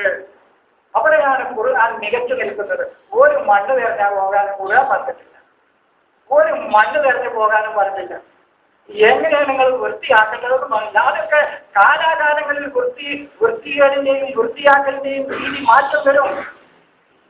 കഴിഞ്ഞ നൂറ്റാണ്ടിന്റെ പോലെയാണ് ഞാൻ പറഞ്ഞത്. ജോലി പിടിച്ച് നടക്കേണ്ടത് കുട്ടികൾക്ക് തുണി എടുക്കാതെ ഏറ്റവും വലിയ സമ്പന്നരായ മക്കൾക്ക് പോലും കയറി കഴിഞ്ഞവരാണ് ഞാൻ ചേർത്താണ്ടായിരുന്നു. അവിടുത്തെ വലിയ മാർത്താണ്ഡവർമ്മക്കും മറ്റാൾക്കും ഒരു മുണ്ടാണ്ടായിരുന്നു. എന്നിട്ട് അവിടേക്ക് ഞാൻ പോയിട്ടുണ്ട്. വസ്ത്രം ഉരിയാനുള്ള ആയത്തവിടെ വസ്ത്രം എവിടുന്നായി ഉരിഞ്ഞു കൊണ്ടവണ് ആദമിന്റെ വസ്ത്രം ഉരിഞ്ഞതുപോലെ നിങ്ങളുടെ വസ്ത്രം ഉരിയുന്നത് നിങ്ങൾ സൂക്ഷിക്കണം എന്ന് അതിന്റെ മുമ്പ് പറയാം. അപ്പോ സംഭവം ഈ മോദിവച്ചായെന്ന് കുറച്ചെങ്കിലും പറഞ്ഞില്ലേ ശരിയാവും. അപ്പോ സഹോദരങ്ങളെ, വേദത്തിലേക്കുള്ള തിരിച്ചുപോക്കാണ് ഞാൻ നിങ്ങളോട് ആവശ്യപ്പെടുന്നത്. അത് എന്തിനാണ് ആവശ്യപ്പെടുന്നത് എന്നുള്ളത് ആമുഖമായി കുറച്ച് കാര്യങ്ങൾ പറഞ്ഞു. ഇവര് വാദപ്രതിവാദങ്ങളില് നമ്മുടെ പണ്ഡിതന്മാര് ഇപ്പൊ വാദപ്രതിവാദ വീരന്മാരൊക്കെ ഉണ്ടല്ലോ. വാദപ്രതിവാദത്തിനുണ്ടോന്ന് വെല്ലുവിളിക്കാം. വാദപ്രതിവാദ വീരന്മാരൊക്കെ ഈ ഹിന്ദുക്കളോടും ക്രിസ്ത്യാനികളോടൊക്കെ വാദപ്രതിവാദം നടത്തുമ്പോ മുഹമ്മദിനെ കുറിച്ച് വേദത്തിലുണ്ട് എന്നാ പറയാം, പാരമ്പര്യം അവിടെ പറയില്ല. ഈ പറയുന്ന ഈ ഖുർആനോട് ഇവർ സ്വീകരിക്കുന്നില്ല എന്നാണ് ഞാൻ പറയുന്നത്. അവർ വെല്ലുവിളിക്കുമ്പോ, ഇപ്പൊ ക്രിസ്ത്യാനികളോട് അച്ഛന്മാരോട് വെല്ലുവിളിക്കുമ്പോ മുഹമ്മദിനെ കുറിച്ച് നിങ്ങളുടെ വേദത്തിലുണ്ട്, ഏകദൈവ വിശ്വാസം നിങ്ങളുടെ വേദത്തിലുണ്ട്, എന്നാൽ ഈ നിങ്ങളുടെ വേദത്തിൽ ഇതുണ്ടോന്ന് എന്താ ഈ പറയുന്ന ആള് ഈ വേദത്തിലെന്താ അവിടെ ഒരു പാരമ്പര്യം എടുക്കുകയും വേദത്തിൽ നിന്ന് പുറത്തുള്ളത് അവർ തെളിവെടുക്കുക ഇവരുടെ ആചാരങ്ങൾക്കും അനുഷ്ഠാനങ്ങൾക്കും. പക്ഷെ മറ്റു മതസ്ഥരോട്, മറ്റു മതവിഭാഗങ്ങളോട് വാദപ്രതിവാദമോ വെല്ലുവിളിയോ നടത്തുമ്പോൾ ഇവര് 3 ദൈവത്തെക്കുറിച്ച് ബൈബിളിൽ ഉണ്ടോന്ന് ചോദിച്ചു. സ്ത്രീയേകത്വത്തെക്കുറിച്ച് ബൈബിളിൽ ഇല്ലല്ലോ എന്ന് പറയും. എന്നാൽ നിസ്കാരത്തിന്റെ രൂപം ബൈബിളിൽ ഖുർആനിലുണ്ടോന്ന് ഇവരോട് ചോദിച്ചാൽ ഖുർആനിലെങ്കിലും പുറത്തുണ്ട് എന്ന് പറയും. ഖുർആൻ എറിഞ്ഞു കൊല്ലാൻ ഖുർആനിലിട്ടോണ്ട് ഖുർആനിലില്ലെങ്കിലും അത് ആടിൽ നിന്ന് പോയിക്കൊടുക്കുന്നത്. അതാണ് ആടിൽ നിന്ന് പോയ ആയത്താണ് എറിഞ്ഞു കൊല്ലാനുള്ള ആയത്ത്. അത് ആടിൽ നിന്ന് അവിടെ ഉണ്ട് എന്ന് പറയും. എറിഞ്ഞു കൊല്ലാൻ ആയത്ത് ഖുർആനിലുണ്ടോ? നിങ്ങളുടെ വേദത്തിൽ എറിഞ്ഞു കൊല്ലാനുണ്ടോ എന്ന് ചോദിച്ചാൽ അത് ആ ഖുർആനിലില്ലെങ്കിലും ഉയർത്തപ്പെട്ട അല്ലെങ്കിൽ ആട് കൊണ്ടുപോയ ഏടിനുണ്ടായിരുന്നു എന്നിവർ പറയും. അപ്പോൾ മറ്റു മതസ്ഥരോട് ഇവർ വെല്ലുവിളിച്ചുകൊണ്ട് ചോദിക്കുന്ന ആ മാനസികാവസ്ഥയോ ആ ചോദ്യം പോലും ഇവർ എന്ത് സ്വീകരിക്കുന്നില്ല, ഏത് രംഗത്ത് ഖുർആനിനോടുള്ള സമീപനത്തിൽ സ്വീകരിക്കുന്നില്ല എന്നാണ് ഞാൻ പറഞ്ഞത്. നിസ്കാരത്തിന്റെ രൂപം ഖുർആനിലുണ്ടോ? അത് ഖുർആനിലില്ലെങ്കിലും പുറത്തുണ്ട്. എന്നാൽ ഇവര് ഹൈന്ദവതയുടെ ഈ ആചാരങ്ങളൊക്കെ അവരുടെ വേദത്തിലെന്തെങ്കിലും ഞങ്ങൾ പാരമ്പര്യമായി അനുഷ്ഠിച്ചു പോരുന്നതാണ് എന്ന് പറഞ്ഞാൽ അവരെടുക്കുമോ? അതെടുക്കൂല. അത് നിങ്ങൾ വേദത്തിന് ഏകദൈവം തന്നെയല്ലേ പറയുന്നത്, ഏകദൈവ വിശ്വാസം അല്ലേ പറയുന്നത്. അത് ഒന്നിലധികം ദൈവം പറയുന്നുണ്ടല്ലോ. മുഹമ്മദിന്റെ ആഗമനത്തെക്കുറിച്ച് വേദത്തിലുണ്ടല്ലോ, ബൈബിളിലുണ്ടല്ലോ. ഇത് അവരോട് വെല്ലുവിളിക്കുമ്പോ പറയും. അതിന് പുറത്തുള്ളതല്ലേ ഇപ്പോൾ നിങ്ങൾ പറയുന്നത്. അതെ, എന്നാൽ നിങ്ങൾ നിങ്ങളുടെ വേദത്തിലുള്ളത് എടുക്കുകയും അത് തന്നെയാണ് നമ്മുടെ പുരോഹിതന്മാരോട് നമുക്ക് പറയാനുള്ളത്. വേദത്തിലുള്ളത് എടുക്കൂ, വേദത്തിലുള്ളത് നിങ്ങൾ എടുക്കൂ. എന്താ വേദത്തിലുള്ളത് എടുക്കാത്തത്? ഇതാണ് വേദത്തിലുള്ളതാണ്. വേദത്തിലേക്കുള്ള തിരിച്ചു പോക്കാണ് ഞാൻ പറയുന്നത്. അപ്പോ ലറബക്ക് അടിക്കലുമില്ല, പെണ്ണിനെ തല്ലലുമില്ല, പിന്നെ പാറമ തല്ലലുമില്ല. പിന്നെന്താ പാറമ തല്ലല്? പിന്നെന്താന്നൊക്കെ ചോദിച്ചാൽ പാറമ ഞാൻ പറഞ്ഞ കൂനു ഹിജാറത്ത് എന്ന് പറഞ്ഞാൽ കല്ലയിക്കോളൂ എന്ന് പറഞ്ഞാൽ കല്ല അല്ല. അവരുടെ ഹൃദയങ്ങൾ കല്ലുപോലെയായി. സുമ്മ കസത്ത് കുഴുത്തുഹുക്കൽ ഹിജാറ, കല്ലുപോലെ അവരുടെ മനസ്സ് കടുകട്ടിയായി. ആ ക്രൂരമായ മനസ്സുകളിലാണ് ഈ മൂസാ നബിയുടെ യുക്തിയും ബുദ്ധിയും അറിവുമാവുന്ന ഈ ജ്ഞാനം കൊണ്ട് അടിക്കേണ്ടത്. അതിനെയാണ് അവരെ തട്ടി ഉണർത്തേണ്ടത്. അങ്ങനെ തട്ടി ഉണർത്തുമ്പോൾ അവരിൽ നിന്ന് സൗഹാർദ്ദത്തിന്റെയും സ്നേഹത്തിന്റെയും ഒരു നീരുറവ അവരിൽ നിന്ന് പൊട്ടി ഒഴുകുകയാണ് ആ സമൂഹത്തിൽ നിന്ന്. ആ സമൂഹം വെള്ളത്തിന് ആവശ്യപ്പെട്ടതും അത് തന്നെയാണ്. വൈദ്യുസ്വത്ത മൂസാലി കൗമിഹി, അല്ലാതെ സന്താന ഭിക്ഷുകിയിൽ ഒരു പദ്യത്തിൽ പറയേണ്ടത് വെള്ളം ആവശ്യപ്പെടുന്ന, കുടിക്കാനുള്ള നീരുറവ് ആവശ്യപ്പെടുന്ന ഒരു വരിയുണ്ട്. അതല്ല, ആ ജലമല്ല ഇവിടെ ആവശ്യപ്പെടുന്നത്. ഇവിടെ അവരുടെ തീർത്ഥജലമാണ്, അവരുടെ ദൈവിക ജലമാണ് അവർ ആവശ്യപ്പെടുന്ന ജലം. അതാണ് ഐനൻ യശ്റബു ബിഹാ ഇബാദുല്ലാഹി. മറ്റേ വെള്ളം എല്ലാവരും കുടിക്കുന്നതാണ്. ഇത് ദൈവത്തിന്റെ ഒബീഡിയന്റായ ആളുകൾ മാത്രം കുടിക്കുന്ന ഒരു അരുവിയുണ്ട്. അവർക്ക് കുടിക്കാനുള്ള അരുവിയാണിത്. അതിൽ നിന്ന് പൊട്ടിയൊഴുകും. തഫ്ജീറ, ഒരു പൊട്ടിയൊഴുകൽ. അത് കുടിച്ചു കഴിഞ്ഞാൽ അറിവ്, ജ്ഞാനം, കരുണ, ധർമ്മം, സത്യം, ന്യായം, നീതി ഇതൊക്കെ അതിൽ നിന്ന് പൊട്ടിയൊഴുകും. അങ്ങനത്തെ ഒരു അരുവിയുണ്ട് അവർക്ക് കുടിക്കാൻ. ആ അരുവിയാണ് ആ സമൂഹത്തിൽ നിന്ന് പൊട്ടിയൊഴുകിയത്. അതാണ് അവരുടെ കുടിസ്ഥലം. അതാണ് ഉഷീബു, അവർക്ക് കുടിപ്പിക്കപ്പെട്ടു. എവിടേക്ക്? ഫീ ബുത്തൂനിഹിം, അവരുടെ വയറ്റിലിരിക്കുന്നല്ല. ഉഷീബു ഫീ ഖുലൂബിഹിം, അവരുടെ കൽബിൽക്കാണ് കുടിപ്പിക്കപ്പെട്ടിരിക്കുന്നത്. കൽബിൽക്കാണ് ഇത് ശരിബ കുടിക്കുന്നത്. ഞാൻ പറഞ്ഞല്ലോ, ഹൃദയത്തിന്റെ, ഇത് മനസ്സിന്റെ കുടിയാണ്. ഈ കുടി ഇത് അതിനുള്ളതാണ്. ഇത് ഞാൻ നിങ്ങളോട് കഴിഞ്ഞ വെള്ളിയാഴ്ച, അതിന് മുമ്പത്തെ വെള്ളിയാഴ്ച പറഞ്ഞു. ഇത് മനസ്സിനോടാണ് സംസാരിക്കുന്നത്, ആത്മാവിനോടാണ് സംസാരിക്കുന്നത്. ഈ ഫിസിക്കലി അല്ല, ഈ തടിമല്ലത് പറയുന്നത്. ഈ തടി ഒന്നുമല്ല. ഇത് ഒരു വെറും അതിനുള്ള ഒരു ആയുധം മാത്രമേ ഉള്ളൂ. ഇത് താൽക്കാലികമായി നിലനിൽക്കാൻ ഇവന്റെ മനസ്സാണ്, ഇവന്റെ വ്യക്തിത്വമാണ് ഇവനെ നയിക്കുന്നത്. അതാണ് അള്ളാന്റെ നെഫ് കൊണ്ട് നിങ്ങളെ താക്കീത് നൽകുന്നുവെന്ന. എന്താ അള്ളാന്റെ തടി? അള്ളാഹു അവന്റെ നെഫ് കൊണ്ടാണ് നിങ്ങളെ താക്കീത് നൽകുന്നതെന്ന. എന്താ ഈ തടി? അള്ളാന്റെ തടി എന്താ? അല്ല, അവന്റെ ആശയം കൊണ്ടാണത് നിങ്ങളെ വാണിംഗ് തരുന്നത്. അതാണ് നെഫ്. അതാണ് നെഫ്. അതാണ് നെഫ്സുൽ മുത്മഇന്ന എന്ന് ഖുർആൻ പറഞ്ഞത്. ഏതാ നെഫ്സുൽ മുത്മഇന്ന? ശാന്തമായ മനസ്സ്. അത് ഞാൻ കഴിഞ്ഞ വെള്ളിയാഴ്ച പറഞ്ഞു. ശാന്തമായ മനസ്സ് ഏതാ? സമാധാനപൂർവമായ ഒരു ബേജാറ്. നമുക്ക് തോന്നും സുഖ സൗകര്യങ്ങൾ അനുഭവിക്കുന്ന മനുഷ്യൻ സന്തോഷത്തിലല്ലേ, ഓൻ സ്വർഗത്തിലല്ലേ എന്നാണ്. എന്താണ് സ്വർഗം എന്ന് പറയും? സ്വർഗത്തിൽ നിന്നാണ് ആദം ഇറങ്ങിപ്പോരുന്നത്. ഞാൻ കടയിലേക്ക് പോയ പക്ഷെ പിന്നെ നിങ്ങൾക്ക് പിന്നെ അതും പറഞ്ഞില്ല ഇതും പറഞ്ഞില്ല എന്ന്. സ്വർഗത്തിൽ നിന്നാണ് ആദം ഇറങ്ങിപ്പോരുന്നത്. ഇപ്പൊ ആൾക്കാരൊക്കെ എന്താണോ അള്ള എല്ലാ ആൾക്കാരെയും വിളിച്ചുകൊണ്ടിരിക്കുക. ആദമിനെയും മരക്കുകയും എന്നാൽ അള്ള എങ്ങനെ ഇറങ്ങി വന്നിട്ടാണ്. മക്കളെ, ഞാൻ ഇനി ഒരു ഖലീഫ ഇവിടെ നിയമിക്കാൻ പോവുകയാണ്. എന്താ നിങ്ങളുടെ അഭിപ്രായം? അള്ളാഹ്ക്കിപ്പോ നാട്ടുകാരെ അഭിപ്രായം കിട്ടിയിട്ട് വേണം നടപ്പിലാക്കാൻ. ഇനി ഇവിടെ മലക്കൾ വേണ്ടാന്ന് പറഞ്ഞാലോ വേണ്ടേ? മലക്കൾ പറഞ്ഞു പാലൊന്നും നിയമിക്കണ്ടെന്നല്ല ഞാൻ. എന്താ ഈ പറയുന്നത്? എന്താണ് ആ സംഭവം? എന്താണ് ഈ സംഭവം? അള്ളാഹു ആ ആളുകളൊക്കെ ഇബിലീലുണ്ട്, മലക്കുകളൊക്കെ ഉണ്ട്, പിന്നെ ആദമും ഹവ്വയുണ്ട്, പിന്നെ ആരൊക്കെയുള്ളത്? ഇബിലീസിൽ പിന്നെ എല്ലാ ആൾക്കാരുണ്ട്. ഇബിലീസിന് പ്രത്യുൽപാദനം നടക്കണമെന്നുണ്ട്. അവര് അതിപ്പോ അബീലുഹെന്ന് പറയുമ്പോൾ ഞാൻ വിശദീകരിക്കണമെന്ന് വിചാരിച്ചത്. അതിപ്പോ ഈ അപ്പം മറന്നെങ്കിലോ എന്ന് വിചാരിച്ചിട്ട് ഇപ്പൊ തന്നെ പറയാം. എന്തിനാ ഈ മനുഷ്യനെ പ്രയത്നിക്കാൻ ഈ ഇബിലീസിന് പ്രത്യുൽപാദനം കൊടുക്കണല്ലോ? അന്ന് ഒരു ശൈത്താനേ ഉള്ളൂ. പിന്നെ ഇത് എവിടുന്ന പെറ്റ് പെരിയത്? ഇതിന്റെ ഫാം എവിടെ? എവിടെ ഇത് സൃഷ്ടിപ്പ് നടത്തുന്നത്? ഇന്ന് ഇത് ഏതിനുണ്ട് സഹോദരങ്ങളെ? നെഗറ്റീവും പോസിറ്റീവും ഏതിനുണ്ട്? തിന്മ നന്മ, ശരി തെറ്റ്, നീതി അനീതി, ധർമ്മം അധർമ്മം. ഈ അധർമ്മമാണ് ശൈത്താന്, അനീതിയാണ് ഇത് എവിടുന്നത് ഉണ്ടാകുന്നത്? ഒവ്വൊരുവരുടെ ഉവാവൊക്കെ അബീലുഹോന്ന് ശൈത്താനും ഓന്റെ ഗോത്രവുണ്ട്. എവിടെ ഇത് ബൈ പ്രൊഡക്റ്റ് എവിടെ നടക്കുന്നത്? ഇതിന്റെ പ്രൊഡക്ഷൻ എവിടെ നടക്കുന്നത്? പിന്നെ കിതാബിലും കണ്ടില്ലേ? കിതാബിലെന്താ എഴുതിയത്? നിങ്ങളോട് പറയാൻ പറ്റില്ല. കിതാബിലെന്താ എഴുതിയെന്തെങ്കിലും ഒരു കാലുമ്പോ പുല്ലിങ്ങും ഒരു കാലുമ്പോ സ്ത്രീലിംഗാണ് മനുഷ്യന്റെ ശൈത്താന്റെ വില ഉത്പാദനം പ്രത്യുൽപാദനം നടക്കണം. അങ്ങനെയൊക്കെ ഒരു കാലുമ്പോ പുരുഷലിംഗം, ഒരു കാലുമ്പോ ശൈത്താൻ സ്ത്രീലിംഗവും അങ്ങോട്ട് കാലിക്കടക്കണേ. കൂടുതൽ നിങ്ങളോട് കുറച്ച് സെക്സായിട്ട് പറയുന്നത് അതല്ല. ഈ ഹദീസ് ഈ പാരമ്പര്യ മതത്തിലുള്ളതാണ്. അപ്പൊ എൻ്റെ കൂടെ മാഷുണ്ടായിരുന്നു. അപ്പൊ ഞങ്ങളൊരു ചായപൂരിക്ക് കയറി. അപ്പൊ ഒരാളിങ്ങനെ കാലിട്ടിളക്കാണ്.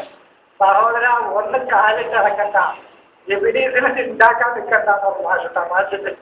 ഇബ്ലീസിന് ജന്മം കൊടുക്കാൻ നിൽക്കേണ്ടത് എന്തെങ്ങനെ ഇതിങ്ങനെ. അപ്പോ എവിടെ ഇത് മനുഷ്യന്റെ മനസ്സിൽ ഇത് പോയാൽ പിന്നെ ഇവിടുന്ന് പോയാ പോയി. ഖുർആനിൽ ഇവന്റെ നെഗറ്റീവിനെസ്സാണ് അത് ശൈത്താൻ. നിങ്ങളുടെ നെഗറ്റീവിനെസ്സും നിങ്ങളുടെ പൈശാചിക ചിന്ത, നിങ്ങളുടെ ദുഷ്ചിന്തകൾ, നിങ്ങളുടെ ദുഷ്പ്രേരണകൾ നിങ്ങളെ കുഴപ്പത്തിലാക്കാതിരിക്കട്ടെ. അതാണ് ഞാൻ ഓതിയത്. യാ ബനി ആദം, ഓ ആദം മക്കളെ, ലാ യഫ്തിനക്കും ശൈത്താനോ, ശൈത്താൻ നിങ്ങളെ കുഴപ്പത്തിലാക്കാതിരിക്കട്ടെ. എന്താ ശൈത്താൻ? പൈശാചികമായ പ്രേരണയാണ് നിങ്ങളുടെ നെഗറ്റീവിനെസ്സും. പോസിറ്റീവ് നല്ല ചിന്ത, നന്മയെക്കുറിച്ചുള്ള ചിന്തയാണ് ദൈവികത. തിന്മയെക്കുറിച്ചുള്ളതാണ് പൈശാചികത. ശരിയെക്കുറിച്ചുള്ളത് ദൈവികത, തെറ്റിനെക്കുറിച്ചുള്ളത് പൈശാചികത. നീതിയെക്കുറിച്ചുള്ളത് ദൈവികത, അനീതിയെക്കുറിച്ചുള്ളത് പൈശാചികത. ഇതാണ് എല്ലാം രണ്ടും വിപരീതം. എല്ലാം അള്ളാഹു ഏതൊരു ഇതിലെഴുതിയത് അള്ളാഹുവിന് മാത്രം ലിംഗവ്യത്യാസം കാണിച്ചിട്ടില്ല ദൈവത്തിന്. അത് മാത്രമല്ലാതെ ഇതിനൊക്കെ നേരെ എതിര്, നെഗറ്റീവ് പോസിറ്റീവ് രണ്ടിനും വിപരീതം. അല്ലാതെ ഇതിന് എവിടെയെങ്കിലും തേരേണ്ടത് മൈക്ക് കെട്ടി വാദപ്രതിവാദം നടത്താം. ചൈത്താനും കുറ്റിക്കാട്ടിലുണ്ടോ? കുറ്റിക്കാട്ടിൽ എവിടുന്ന കുറ്റി? ഇവന്റെ മനസ്സിലാണത്, ഇവന്റെ തന്നെ ദുഷ്ചെയ്തികളാണത്. കുറ്റിക്കാട്ടിൽ ചൈത്താനും ഒളിഞ്ഞിരിക്കുന്നുണ്ടോ ഒളിഞ്ഞിരിക്കണില്ലേ? അതിന് നാട് നിങ്ങളുടെ വാദപ്രതിവാദം സംഘടന 4. സംഘടന ഇപ്പൊ 4ആയി. ഇതിന് വേണ്ടി തീരുമാനമായിട്ടില്ല. യോഗ കിയാമനാൾ 1-ാം തീയതി വരെ തർക്കിച്ച തീരുമാനമാകും. നിങ്ങളുടെ തീരുമാനമായിപ്പോൾ രോഗം വേറെ വഴിക്കാൻ പോകുന്നത്. അതറിയാം. യൂറോപ്പ് അമേരിക്ക വേറെ, ലോകത്ത് വേറെ വഴിക്ക് ലോകത്തിന് എന്തെങ്കിലും പോലെ മൃത്യുവിനെയും അതിജീവിക്കാൻ വല്ല വഴിയുണ്ടോന്ന് ലോകം ചിന്തിച്ചുകൊണ്ടിരിക്കുക. അവരതിനെക്കുറിച്ചാണ് ചിന്തിച്ചുകൊണ്ടിരിക്കുന്നത്. ഇവിടെ ചെയ്താൽ കൊല്ലുവോ കൊല്ലൂര്, കുളിച്ചാൽ കേൾക്കൂല. യൂറോപ്പ് മൃത്യുവിനെ അതിജയിക്കാൻ ഇവന്റെ ഹൃദയത്തെ മാറ്റിമറിച്ച് മൃത്യുവിനെയും മരണത്തെയും അതിജീവിച്ച് ഇവന് എത്ര കാലം മനുഷ്യന് ജീവിക്കാനും ഇവന്റെ സുഖസൗകര്യങ്ങൾ ഒരുക്കാനും ഇത് മാറ്റി അടുത്തത് എന്തെന്ന് കണ്ടുപിടിക്കാനും ലോകം ചിന്തിച്ചുകൊണ്ടിരിക്കാം. അതിന്റെ ഗുണഭോക്താക്കളാണ് ഇവര്. മുസ്ലിങ്ങൾ ഇതിന്റെ ഗുണഭോക്താക്കളല്ലാതെ നിങ്ങൾ പറയുന്നത് എന്തെങ്കിലും ഒരാൾ പറയും. എന്തിനെന്ന് പറയുമ്പോൾ ഞാൻ നിങ്ങൾക്ക് ഒരു 2-3 മാസം മുമ്പ് ഒരു 10 പേര് പറഞ്ഞു. ഒരു പെണ്ണ് എവറസ്റ്റ് കയറിപ്പോകാൻ ശ്രമിക്കുന്ന അതിനെ നാട്ടിൽ നിന്ന് പുറത്താക്കി, സൗദിയിൽ നിന്ന് പുറത്താക്കി. അതിപ്പോ പിന്നെ ദുബായി പോയിട്ട് പൗരത്വം. അതാ മുസ്ലിം ലോകം. അതാണ് ഇത്രമാത്രം ഏകാധിപത്യവും സ്വേച്ഛാധിപത്യവും അന്ധവിശ്വാസങ്ങളും സ്ത്രീകളെ അടിച്ചമർത്താനുമുള്ള ഒരു പ്രത്യേക ശാസ്ത്രം ലോകത്തോട് നടന്നിട്ട് ഇതുകൊണ്ട് ലോകത്തിന് മോചനം കിട്ടുന്നു പറഞ്ഞാല് നിങ്ങൾ അവിടെ ഇരുന്നാല് മക്കളെ, ഞങ്ങൾക്ക് വേറെ പണിക്കുന്ന യൂറോപ്പ് വരെ നിങ്ങൾ ആ ദീനത്തെ അവിടെ വെച്ചിട്ട് നിങ്ങൾ നിക്കറ്റ് കുത്തിയിരുന്നവരാണ്. അതാണ് ലാ യഫ്തിനക്കും ശൈത്താനോ കമാ അഖ്റജ അബവൈക്കും, നിങ്ങളുടെ പിതാക്കളെ, നിങ്ങളുടെ പൂർവീകരെ പുറത്താക്കിയതുപോലെ മിനൽ ജന്നത്തി, ഉന്നതമായ ജീവിത നിലവാരങ്ങളിൽ നിന്നും അവരെ പുറത്താക്കി. ഉന്നതമായ ഒരു ജീവിത അവസ്ഥയിൽ അവർ ജീവിക്കുകയായിരുന്നു. അവിടെ നിന്ന് പൈശാചികമായ ചിന്തയും പ്രേരണയും അവരിൽ നിന്നുണ്ടായപ്പോൾ അവർ കുഴപ്പത്തിലായി. അതുപോലെ നിങ്ങൾ കുഴപ്പത്തിലാകരുത്. എങ്ങനെയാണ് അവർ കുഴപ്പത്തിലായത്? എൻജിഒ അനുഹുമ, അവരിൽ നിന്ന് ഊരിക്കളഞ്ഞു. ഈ ബാധഹുമ, അവരുടെ തുണി ഉരിഞ്ഞു കളഞ്ഞു. അതുകൊണ്ട് നിങ്ങളുടെ തുണി ശൈത്താനെ ഊരിക്കൊണ്ടോന്ന് നോക്കണം. അതുകൊണ്ട് ബെൽറ്റിട്ട് നല്ലോണം മുറുക്കിക്കോളൂ. അല്ലെങ്കിൽ പിന്നെ എപ്പോഴാണ് ഈ ഒരു സിനിമയിലുണ്ടല്ലോ ചെക്കായി തുണിയായിട്ട് തോന്നുന്നത്, മൂപ്പർക്ക് അതാ പണി എന്ന പോലെ മൂപ്പര് ആകെ തുണി ഇട്ടാലും അപ്പൊ പിന്നെ ബന്ധപ്പെടി വന്നിട്ട് തുണി ഇട്ടിട്ട് ഒറ്റ ഓട്ട എന്നതുപോലെ ശൈത്താൻ നിങ്ങളുടെ ഈ എടുത്ത തുണി ഈ ഒന്ന് വകഞ്ഞു മാറ്റാനോ ഒന്ന് ഊരി കളയാനോ നിമിഷ നേരത്തിന്റെ ആവശ്യം പോലും ഇല്ലാത്ത ഈ തുണിയെ കുറിച്ചാണ് അല്ലാഹു പറയുന്നത്. ഒന്ന് വകഞ്ഞു മാറ്റാൻ ഒരു സെക്കൻഡ് സമയം വേണ്ട. അല്ലെങ്കിൽ ഈ തുണി എടുക്കാത്തതാണോ മനുഷ്യൻ തിന്മ ചെയ്യാതിരിക്കാനുള്ള കാരണം? ആണോ? ഷർട്ട് ഇടാത്തതാണോ തിന്മ ചെയ്യാതിരിക്കാനുമുള്ള കാരണം? ഞാൻ പറയുന്നത് മനസ്സിലാകണ്ടോ? ഒരു ഷർട്ട് ഇടാത്തതോ ഒരു ബനിയനിടാത്തതോ ഒന്നുമല്ല ഒരു മനുഷ്യൻ തിന്മ ചെയ്യാതിരിക്കാനുള്ള കാരണം. അതൊന്നുമല്ല. അതാ ഞാൻ പറഞ്ഞത്. വസ്ത്രം തന്നെ എന്താണ്? ഇവിടുത്തെ മാർത്താണ്ഡ വർമ്മയും സാമൂതിരിയൊക്കെ തന്നെ എഴുതിയുന്ന തുണി എന്താ? ചരിത്രം വായിച്ചോടി എന്ത് തുണിയാണ് എഴുതിയത്? ഒരൊറ്റ തുണിയാണ്. അന്ന് രാജ്യത്തെ ഏറ്റവും വലിയ ആചാരിക്ക ഒരു തുണി ഉണ്ടാവും. ഉണ്ടാവുള്ളൂ. അന്നത്തെ ഏറ്റവും വലിയ പണം അതാ തോന്നി. അതിപ്പോ 50 വർഷം മുമ്പ്, ഇത് നൂറ്റാണ്ടുകൾക്ക് മുമ്പ് ഈ നെയ്ത്തും നൂലും ഒക്കെ എന്നാ ഉണ്ടായത്? അപ്പൊ അതാ പറയുന്നത്, എന്ത് ലിബാസ് അവിടെ ഊരിക്കൊണ്ടത്? ഇവന്റെ മനസ്സിന്റെ ധാർമ്മികയും ഇവന്റെ സദാചാര ബോധവും ഇവന്റെ നാണവുമാണ് ഊരിയത്. ആര് ഊരി? അവർ സമൂഹത്തിൽ ഉന്നതമായ സ്ഥാനങ്ങളുണ്ടായിരുന്നു നിങ്ങളുടെ പൂർവികർക്ക്. ആ സ്ഥാനമാനങ്ങൾ, ആ ഉന്നതമായ സാംസ്കാരികമായ അവബോധം, അവരുടെ നാണം പൈശാചിക പ്രേരണ മുഖേന അവർക്ക് നഷ്ടപ്പെട്ടു.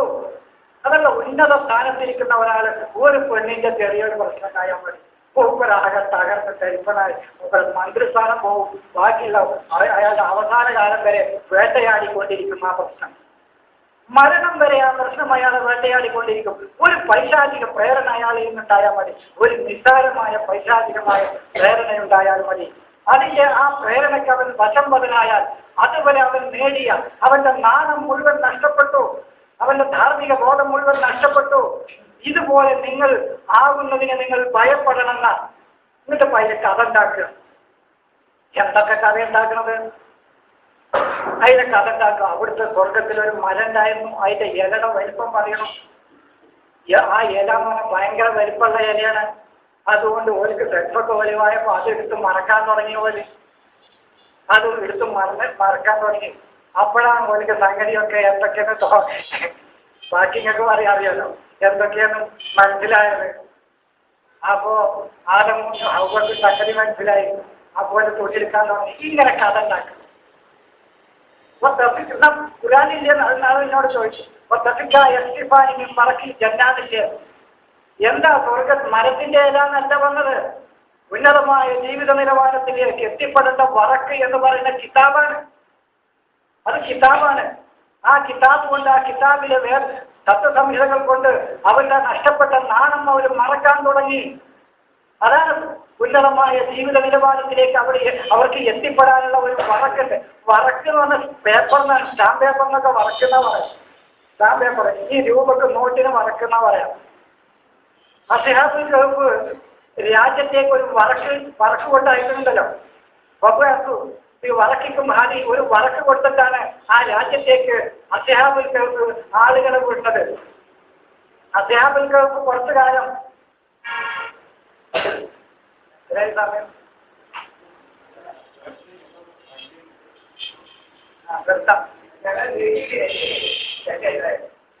അസ്ഹാബുൽ കഹ്ഫ് പിന്നെ വറക്ക് അവരിൽ നിന്നും 1-2 ആളുകളെ വറക്ക് കൊടുത്തിട്ട് വിടുന്നുണ്ട് നാട്ടിലേക്ക്. അവര് ഈ അസ്ഹാബുൽ കഹ്ഫ് കുറച്ചു കാലം നിശ്ചലമായി നിന്നവര്. അവര് ഇനാക്റ്റീവായിട്ട് നിന്നു, ആക്റ്റീവല്ല. റുക്കൂദിന് കഴിഞ്ഞു. അതെന്തെന്ന് പറഞ്ഞാല് 2 സമൂഹങ്ങൾ ഉണ്ടായിരുന്നു അവിടെ. ഒന്ന് റാത്തുൽ യമീന്, സത്യത്തിലൂടെ പാന്നാവിലൂടെ പോകുന്ന ഒരു വിഭാഗം. റാത്തുൽ ഷിമാല്, തെറ്റായ വഴിയിലൂടെ പോകുന്ന ആളുകളും. ഈ 2 കൂട്ടരും അവർ രാജ്യത്തുണ്ടായപ്പോൾ അവിടെ സാഹചര്യം ഒന്ന് ഒത്തു കിട്ടാൻ വേണ്ടിയിട്ട് ഒരു ഉറക്ക അഭിനയിച്ചു. ഒരു ഉറക്കിലാണ്. ഉറക്ക് നമ്മൾ നിശ്ചലമായിട്ട് ഒരു ഉറക്കെന്ന് പറയുമ്പോഴത്തേക്ക് ഉറങ്ങിക്കിടക്കാം. പക്ഷെ ആളുകൾക്ക് തോന്നുക അവർ തഹബവും അയക്കാവുന്ന, അവർ ആക്റ്റീവാണെന്ന് തോന്നും കണ്ടാലും. പക്ഷെ അവർ അയക്കാവല്ല, ആക്റ്റീവല്ല, പ്രവർത്തനോന്മുഖത്തിലല്ല അവര്. പക്ഷെ പുറത്തു നിന്ന് നോക്കുന്ന ആളുകൾക്ക് ആക്റ്റീവാണെന്ന് തോന്നും. ആ രൂപത്തിൽ അവർ കുറച്ചു കാലം ഏകദേശം നേരത്തെ തിരിയുന്ന സലാഹമേത്ത തിരിയുന്ന 300 എന്നാണ് അത് കാല ദൈർഘ്യത്തെ സൂചിപ്പിക്കാൻ പറഞ്ഞതാണ്. കുറച്ച് അധിക കാലം അവര് അങ്ങനെ നിശ്ചലമായിട്ട് സൊസൈറ്റിയിൽ നിന്നൊക്കെ ഒഴിഞ്ഞു പോയി ഒരിടത്ത് അവർ ഇരിക്കുന്നു. അങ്ങനെ അവർ 2 ആളുകളെ ഇപ്പോഴത്തെ സമൂഹത്തിന്റെ അവസ്ഥ എന്താണെന്ന് മനസ്സിലാക്കാൻ വേണ്ടിയിട്ട് വറക്ക് കൊണ്ട് കൊടുത്തത്. ആ ഈ വറക്ക് പഠിപ്പിക്കാനാണ്. ബാക്കി നിരവധി കാര്യം അവിടെ നിങ്ങൾക്ക് പറഞ്ഞുതരാനുണ്ട്. അത് പിന്നെ ഞാൻ എപ്പോഴെങ്കിലും അല്ലെങ്കിൽ ഏതെങ്കിലും ക്യാസറ്റുകളിൽ നിങ്ങൾക്ക് കേട്ടാൻ മനസ്സിലാവും. ആ വിശദീകരിക്കുന്നില്ല. അപ്പോ അവിടെ ഈ വറക്ക് എന്ന് പറഞ്ഞാൽ അവർ ഈ അൽക്കിതാബ് കൊണ്ടാണ് പറഞ്ഞേക്കുന്നത്. ആ സമൂഹത്തില് എന്തൊക്കെ മാനിഫെസ്റ്റോകൾ, അതാണ് തആമ്. ആ സമൂഹത്തിൽ എന്തൊക്കെ തആമ് മാനിഫെസ്റ്റോകൾ ഇപ്പോൾ നിലവിലുണ്ടായിരുന്നു, എന്തൊക്കെയാണ് ആ സമൂഹത്തിന് ഭക്ഷിക്കാനുള്ള ആശയങ്ങൾ, അതാണ് തആമ്. അവരുടെ ഫുഡ്. ഇത് ഫുഡ് ഞാൻ പറഞ്ഞില്ല, തടിക്കുള്ള ഫുഡല്ല. ഫുഡ് ഫോർ തിങ്കാണ്, ചിന്തയ്ക്കുള്ള ഭക്ഷണമാണ്. ആ സമൂഹം അവർ ഉൾക്കൊള്ളാനുള്ള ഫുഡ് ഭക്ഷണങ്ങൾ എന്തൊക്കെയാണ് ആ സമൂഹത്തിൽ നിലനിൽക്കുന്നത് എന്നും അതിന് അയ്യുഹ അസുക്ക ഏറ്റവും അസുക്കയായത് ഏതാണെന്നും പരിശോധിച്ച് വരാൻ ആളെ വിട്ടു. എന്നിട്ട് പരിശോധിച്ച് വരാൻ ആളെ വിട്ടപ്പോൾ അവരെ കയ്യിൽ കൊടുത്തയച്ച വറക്ക് എന്താണ്? കിതാബാണ്. ഇവർ പറയുന്നത് ഇവ എഴുതി വെച്ചിരുന്നത് അവിടെ നോട്ട് എന്നാണ്. നോട്ട് കൊണ്ട് വിട്ടുന്ന പറയുന്നതാണ്. അപ്പോ ഞാൻ പറയുന്നത് വറക്ക് എന്ന് പറഞ്ഞ കിതാബാണ്. ലിഖിതമായ ഒരു പേപ്പറിനാണ്, എഴുതപ്പെട്ട ഒരു പേപ്പറിനാണ് വറക്ക് എന്ന് പറയാം. എഴുതപ്പെട്ട ഒരു പേപ്പർ, അതിനാണ് വറക്ക് എന്ന് പറയാം. അത് റെക്കോർഡ്സുകൾ എന്ന അൽ കിതാബാണ്.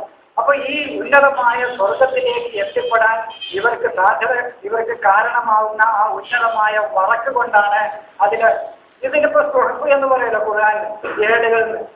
സുഹഫ് ഇബ്രാഹിം മൂസ ഏടുകൾ എന്ന് പറയും. അപ്പൊ എന്താ ഏടുകൾ എന്താ വായിക്കുന്നത്?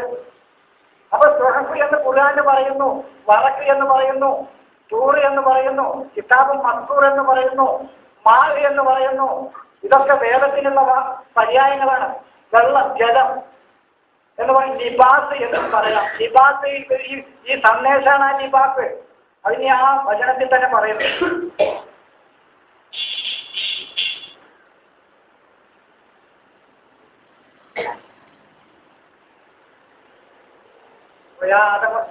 ഒരിക്കൽ ചെന്നെത്താ ഞാൻ വിഷയം അവിടെ കുറച്ച് വിട്ടുപോയി.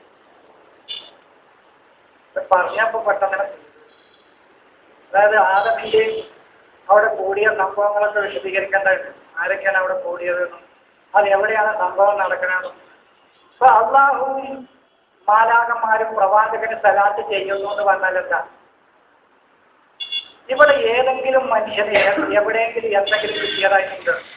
അള്ളാഹു കൊടുത്തതാണെന്ന് പറഞ്ഞിട്ട് ഇത് ചവ്വ തന്നതാണ് ഈ കണ്ണട. ഏതെങ്കിലും അങ്ങനെ ആർക്കെങ്കിലും കിട്ടിക്കിടും? ഭൂമിയിൽ മനുഷ്യനെ ചെയ്യുന്നതാണത്. അള്ളാഹു ചെയ്യുന്നു എന്ന് പറഞ്ഞാൽ അള്ളാഹുവിന്റെ വ്യവസ്ഥിതിയാണ് അത് ചെയ്യുന്നത്. അതാണ്. അല്ലാതെ ഭൂമിയിൽ ഇതിപ്പോ എനിക്ക് അള്ള തന്ന കണ്ണടയാണ്, ഇത് അള്ള തന്ന കുപ്പായാണ്. അള്ളാഹാണ്, ആത്യന്തികമായിട്ടാണ് അള്ളാഹു. പക്ഷെ ഇതൊക്കെ മനുഷ്യന്റെ ദൈവികമായ വ്യവസ്ഥിതിയും അതിന് സഹായകമായി നിൽക്കുന്ന ആളുകളുമാണ് പ്രവാചകന്റെ പിന്നാലെ നടന്നുകൊണ്ട് ഈ പ്രബോധന പ്രവർത്തനങ്ങൾക്ക് സഹായകമായി നിൽക്കുന്നത്. അതുകൊണ്ട് മോമിനീങ്ങളെ നിങ്ങളും അദ്ദേഹത്തിന് സഹായമായി നിൽക്കുവാനാണ് അല്ലെങ്കിൽ എന്ന് പറഞ്ഞത്. അല്ലാതെ അള്ളങ്ങനെ ചെയ്തുകൊണ്ടിരിക്കല്ല. ഈ അള്ളാഹുവിന്റെ മാർഗനിർദ്ദേശങ്ങൾ നടപ്പിലാക്കുന്ന അവന്റെ വ്യവസ്ഥയും അത് നടപ്പിലാക്കാൻ വേണ്ടി പ്രവർത്തിക്കുന്ന മാലാഖമാരും ഈ പ്രവാചകന്റെ പ്രബോധന പ്രവർത്തനങ്ങളിൽ സഹായകമായ നിലപാടുകളും വേണ്ട സഹായങ്ങളൊക്കെ ചെയ്തുകൊണ്ടിരിക്കുന്നു. അതുകൊണ്ട് നിങ്ങളും ചെയ്യുക. ഇതാണ് പറഞ്ഞത്. നിങ്ങളും അദ്ദേഹത്തിന്റെ കൂടെ നിന്നുകൊണ്ട് ചെയ്യണം. ഇവിടെ ആദമിനോടും അവന്റെ സഹസമൂഹത്തോടും ആ ഉന്നതമായ ജീവിത നിലവാരത്തിൽ കഴിഞ്ഞുകൂടാനും അവിടെ നിന്ന് കിട്ടുന്ന ജ്ഞാനങ്ങളെ ഉൾക്കൊള്ളാനും ഈ ഷജറത്തിൽ നിന്ന ഭിന്നതയുടെ ഒരു മരം എന്ന് പറയുന്നത് ഒരു മരം മുളച്ച് അത് ശാഖോപശാഖകളായിട്ട് വിഭജിച്ചു പോകും. അതാണ് ഈ മരത്തിനോട് അവിടെ ഉപമിക്കാൻ കാരണം. മരത്തിന്റെ ഇലകളെന്ന് എവിടെയും ഖുർആൻ പറഞ്ഞിട്ടില്ല. വറക്കുൽ ജന്നത്ത് എന്നേ പറഞ്ഞോളൂ. മരത്തിന്റെ ഇലല്ല. മരത്തെ നിങ്ങൾ രുചിക്കരുത് എന്നാണ്. അവര് മരത്തിന്റെ ഫലം രുചിച്ചു എന്നല്ല. അത് ഒരു മുഫസ്സിരിങ്ങൾ എഴുതിയിട്ടുണ്ട്. ക്രൈസ്തവ കഥകളിലെ കരിയുള്ളൂ, കരി ഖുർആനിലില്ലാന്ന് എഴുതിയിട്ടുണ്ട്. കരി തിന്നു എന്ന് പറയുന്നല്ലോ, കരി ഖുർആനിലില്ലാതെ. ഖുർആനിലെ ദാക്ക ആ ഷജറത്താണ്. മരത്തെ അവര് രുചിച്ചു ആസ്വദിച്ചു എന്ന് പറയുന്നത് അവരിൽ സ്പ്ലിറ്റ് ഉണ്ടായിരുന്ന മരം എന്ന് പറയുന്നത് അതാണ്. ഷജറത്ത് എന്ന് പറയുന്നത് അതാണ്, സ്പ്ലിറ്റാണ്. ഒരു സമൂഹം ഏകമായി യൂണിറ്റിയോടുകൂടി ദൈവികമായ മാർഗനിർദ്ദേശങ്ങളെ ഉൾക്കൊണ്ടുകൊണ്ട് മുന്നോട്ട് പോകുമ്പോഴാണ് ആ സമൂഹത്തിന് പുരോഗതിയും നന്മയും ഉണ്ടാകുക. അവര് ഷജറത്തായി കഴിയാന്ന് പറഞ്ഞാൽ അവരിൽ ഭിന്നതയുണ്ടാവുകയാണ്, തർക്കമുണ്ടാവുകയും അവർ ഒരു മരം മുളക്കുമ്പോൾ ഉണ്ടാക്കാറുണ്ട്. പിന്നെ അത്